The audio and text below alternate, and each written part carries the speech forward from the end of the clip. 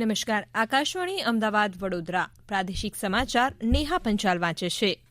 સ્થાનિક સ્વરાજ્યની ચૂંટણીના મતદાનને હવે ગણતરીના દિવસો બાકી રહ્યા છે, ત્યારે રાજકીય પક્ષોના નેતાઓ એડીચોટીનું જોર લગાવી રહ્યા છે. બોટાદ નગરપાલિકાની ચૂંટણીને લઈ ભાજપ અગ્રણી અને મંત્રી કુંવરજીભાઈ બાવળિયા બોટાદ શહેરના અલગ અલગ વોર્ડમાં ઉમેદવારોને સાથે રાખી પ્રચાર કર્યો હતો. તેમણે રાજ્ય સરકાર અને કેન્દ્ર સરકારની જુદી જુદી યોજના તેમને મળતા લાભોની મતદારોને માહિતી આપી હતી.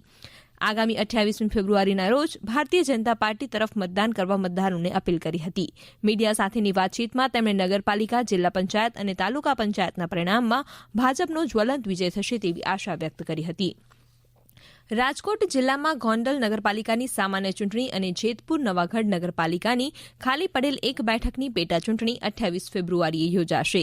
ગોંડલ નગરપાલિકામાં 11 વોર્ડની 44 બેઠકોમાં 90 મતદાન મથકો પર મતદાન થશે. આ ઉપરાંત જેતપુર નગરપાલિકાની એક બેઠકની પેટા ચૂંટણી થનાર હોય આ બેઠકમાં સમાવિષ્ટ કુલ 11 મતદાન મથકો અને 13 બીયુ અને સીયુ રખાશે. આ કામગીરીમાં 65 પોલિંગ સ્ટાફ ફરજ બજાવશે. પંચમહાલમાં સ્થાનિક સ્વરાજ્યની ચૂંટણીનો માહોલ જામતા ઠેર ઠેર મતદાતાઓને રીઝવવા માટે ભાજપ, કોંગ્રેસ અને અન્ય પાર્ટીના ઉમેદવારો દ્વારા ખાટલા બેઠકો અને જાહેર સભાના આયોજન થઈ રહ્યા છે. મોરવા હડફ ખાતે રાજ્યમંત્રી પુરુષોત્તમ રૂપાલાએ જાહેર સભા સંબોધી હતી. પંચમહાલ સાંસદ રતનસિંહ, ધારાસભ્ય નિમિષાબેન સુથાર સહિતના અધિકારીઓ ઉપસ્થિત રહ્યા હતા. ઉલ્લેખનીય છે કે અપક્ષ ઉમેદવારો સામે વોર્ડ નંબર 2 અને 5માં ભાજપની સીધી ટક્કર છે, જ્યારે વોર્ડ 1માં કોંગ્રેસ સામે છે. 44 ઉમેદવારોની ગોધરા નગરપાલિકામાં ભાજપે 24 અને કોંગ્રેસે 21 જ ઉમેદવારો મેદાનમાં ઉતાર્યા છે અને 2 વોર્ડમાં અપક્ષ સામેના જંગમાં ભાજપના સક્ષમ ઉમેદવારોને ટિકિટ ન મળતા તેમણે અપક્ષ તરીકે ઝંપલાવ્યું હોવાથી ભાજપ માટે પ્રતિષ્ઠાનો જંગ છે. અમરેલી જિલ્લામાં સ્થાનિક સ્વરાજ્યની ચૂંટણી માટે ચૂંટણી ફરજમાં રોકાયેલા સ્ટાફને જરૂરી તાલીમ આપવાની શરૂઆત કરવામાં આવી છે. ઈવીએમ મશીન સહિતની બાબતો પર ચર્ચાઓ કરી જરૂરી તાલીમ આપવામાં આવી છે. બૂથ પર કામગીરી કરવા માટેની પણ અંતિમ તાલીમ અપાઈ છે. જ્યારે ચૂંટણી સમયે કોરોના સંક્રમણને ધ્યાને લઈ કોરોના ગાઈડલાઈનનું પણ ચુસ્તપણે પાલન કરવા માટે તકેદારી રાખવા માટે પણ સૂચનાઓ અપાઈ છે. તમામ કર્મચારીઓને માસ્ક પહેરી સોશિયલ ડિસ્ટન્સ જળવાય તે રીતે કામગીરી કરવા સૂચના અપાઈ છે. સમગ્ર અમરેલી જિલ્લામાં વહીવટીતંત્ર સજ્જ જોવા મળી રહ્યું છે. જિલ્લા વહીવટીતંત્ર શાંતિપૂર્ણ માહોલ વચ્ચે મતદાન યોજાય તેને લઈને કામગીરી હાથ ધરી છે.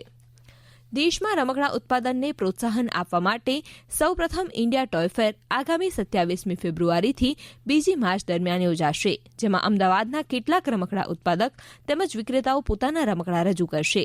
આકાશવાણી સાથે વાત કરતા અમદાવાદના રમકડા ઉત્પાદક કલ્પેશ ભાટિયાએ પ્રધાનમંત્રીએ નરેન્દ્ર મોદીની લોકલ ટુ વોકલ પહેલને આવકારી હતી અને આ મુજબ પોતાનો પ્રતિભાવ આપ્યો હતો.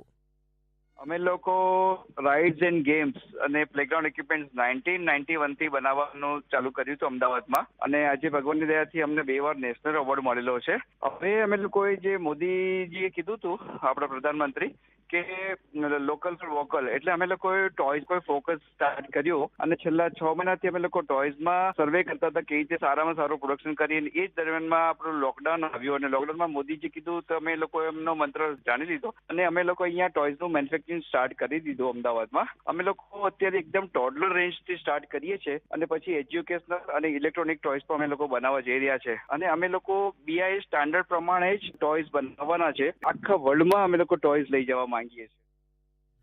ભારતના બંદરો, જહાજ અને જળમાર્ગ મંત્રાલય દ્વારા આગામી 2 થી 4 માર્ચ દરમિયાન યોજાઈ રહેલી મેરીટાઈમ ઇન્ડિયા સમિટ પહેલા પશ્ચિમ કિનારાના મહાબંદર દીનદયાળ પોર્ટ ટ્રસ્ટે રોકાણકારોને આકર્ષવા લીધેલી જહેમતને પગલે કુલ 77,000નું રોકાણ ખેંચી લાવવા તૈયારી થઈ ગઈ છે.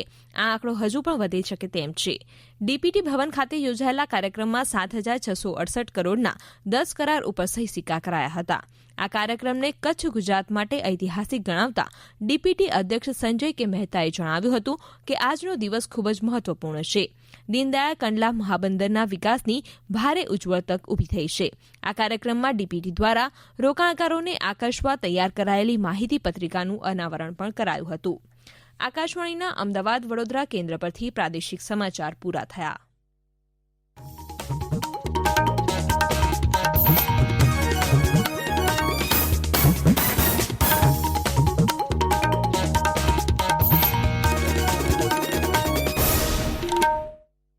હવે આપ કોરોના અંગેનો